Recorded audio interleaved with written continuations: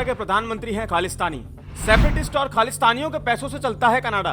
भारत का कनाडा और खालिस्तानी आतंकियों पर एक्शन।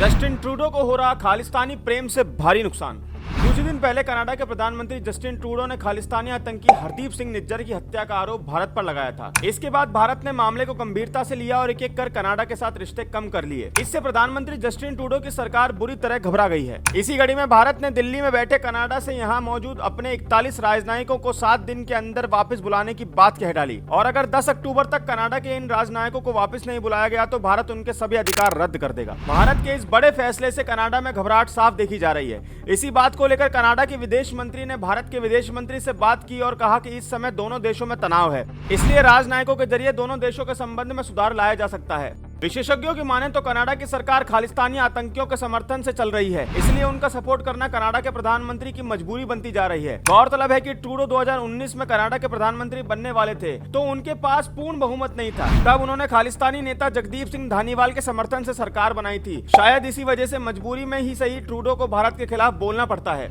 लेकिन अब कनाडा को समझ में आ रहा है कि भारत से वैश्विक स्तर पर रिश्ते मजबूत रखना कितना जरूरी है।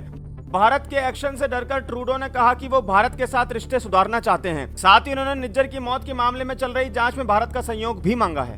जैसा कि हमने आपको पहले भी कई खालिस्तानी सिंगरों के बारे में बताया था कि इनका पैसा निर्दोष लोगों की हत्या करने के लिए इस्तेमाल में किया जा रहा है। उसमें एक नाम मशहूर सिंगर जेजी का भी है। बताते चले कि म्यूजिक इंडस्ट्री में पंजाब के कई जाने माने सिंगर और रैपर्स जैसे शुभ, एपी डिलन, दिलजीत दोसांझ, अफसाना खान, हार्डकॉर, बी प्राक जैसी कई हस्तियों को खालिस्तान को सपोर्ट करते देखा गया है। आपको बताते चले कि साल 2022 में मोहाली पुलिस ने ठग लाइफ और गोल्ड मीडिया एंटरटेनमेंट जैसे प्रोडक्शन हाउस को क्रैकडाउन किया था, क्योंकि ये कंपनियां इन गैंगस्टर्स के पैसों से चल रही थी। आप जानकर हैरान रह जाओगे कि गोल्ड मीडिया एंटरटेनमेंट से मिलन गाबा, गुरु रंधावा, जस्सी गिल, मिक्का सिंह, गिप्पी गरिवाल और एमी विर्क जैसे मशहूर सिंगर जुड़े हुए थे। इन सभी सिंगर्स के पैसे गैंगस्टर्स के जरिए बब्बर खालसा और खालिस्तानी टाइगर फोर्स जैसे संगठनों को जाता था, जिसे वो और गैर कानूनी गतिविधियों में लगाते थे। खालिस्तान के ये सिंगर खालिस्तान के एजेंडे का गाना बनाकर भारत की मासूम जनता से पैसों की उगाही करते हैं और फिर उन पैसों को कनाडा में भेज दिया जाता है। पैसों का इस्तेमाल वहां के आतंकियों को ट्रेन करने के लिए किया जाता है और ये बात अब दुनिया में किसी से छुपी हुई नहीं है। यानी इन लोगों को पैसे तो भारत की जनता से चाहिए, लेकिन आतंकी गतिविधियों में शामिल होने के लिए भारत से अलग एक राष्ट्र चाहिए। हालांकि सरकार को इसे लेकर जितना सावधान रहना है, हमें भी उनके मंसूबों से उतना ही खबरदार रहना है, ताकि ये खालिस्तानी सिंगर्स हमारी मासूम जनरेशन के दिमाग में जाने अनजाने खालिस्तानी आतंकवाद का कूड़ा न भर पाए। आप क्या कहना चाहते हैं इन सभी सिंगर्स के बारे में हमें कमेंट करके जरूर बताएं और वीडियो अच्छी लगी हो तो कृपया लाइक करें, शेयर करें और ज्यादा से ज्यादा सब्सक्राइब करें। धन्यवाद।